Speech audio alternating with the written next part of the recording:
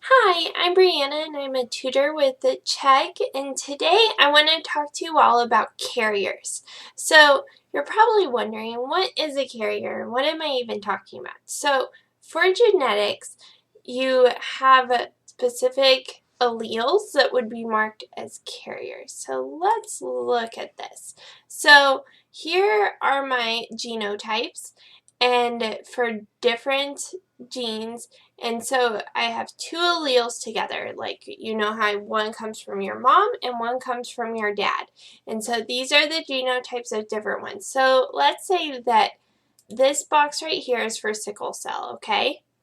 And so if I'm looking at sickle cell, this would be a heterozygous sickle cell genotype.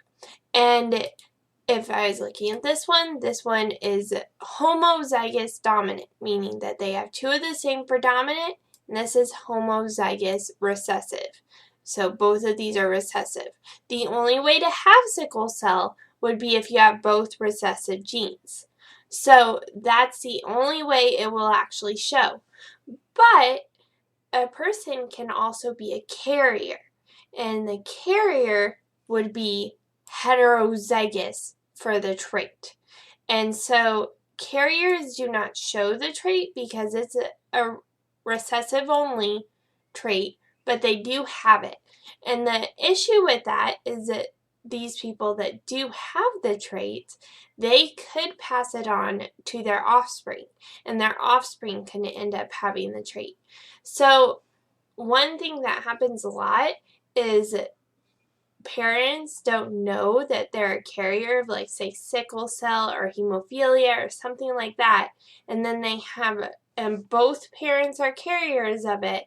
When they have an offspring, there's a chance that their offspring will get both recessive alleles for that trait, and their offspring will have that disease. Because think back to your Punnett squares. I'm not going to do a whole one, but just a reminder, think of Punnett squares. If you had two heterozygous, what's the likelihood of getting a recessive offspring? And so it would be a 25% chance. So that's what being a carrier means. Carriers do not have the gene, but they could pass it on to their offspring.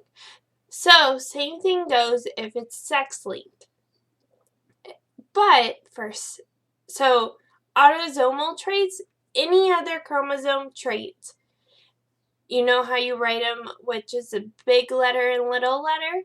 So either a woman or a man can be carriers of autosomal traits, but females are the only ones who can be carriers of sex-linked, X-linked traits for the sex links. So, and the only way is if they're heterozygous for that trait. So this one right here, this is heterozygous carrier female for, let's say, for baldness.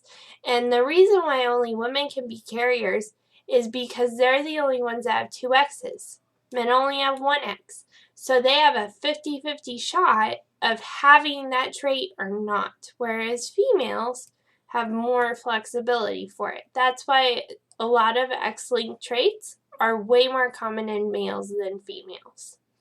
So this would be the only way to be carrier of a recessive disorder, trait, whatever you want to call it, that would only show up if you have both recessive traits. So this woman's a carrier. She does not have baldness, but she does carry it, so there's a chance that her son will have it. Whereas for males, they only have a chance of being either having it or not being a carrier. So that's the basics for carriers. When this comes into consideration, of course, is for when offspring are concerned.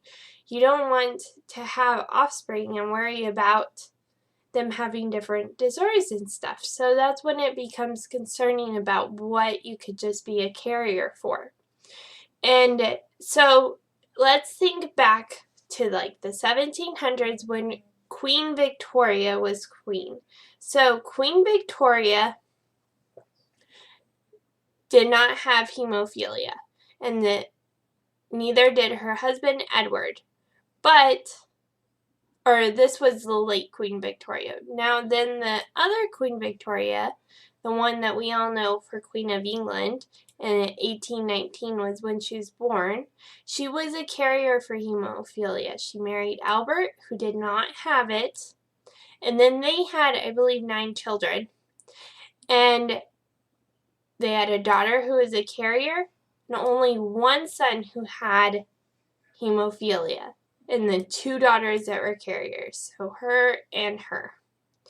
So he had hemophilia, didn't think much of it. Oh, and remember, hemophilia is where you can't really clot blood, so if someone gets cut, they'll just keep on bleeding. Nowadays, it's not that big of a deal, but way back when, it was, because they had nothing to stop it, and they didn't know what it was. So it's a scary disease. And so this was first generation. Now let's look at the second generation. And over here, all the way to here, this line has essentially stopped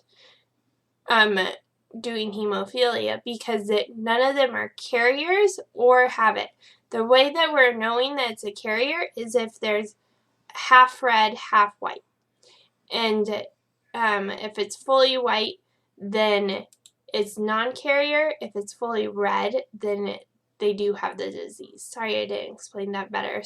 And remember, this is a pedigree. So now on to our third generation. There are now 4 carriers, all females, because remember, males cannot be carriers because hemophilia is a sex-linked trait. And then, if you keep on going, so this woman was a carrier, and 2 out of her 3 sons had hemophilia.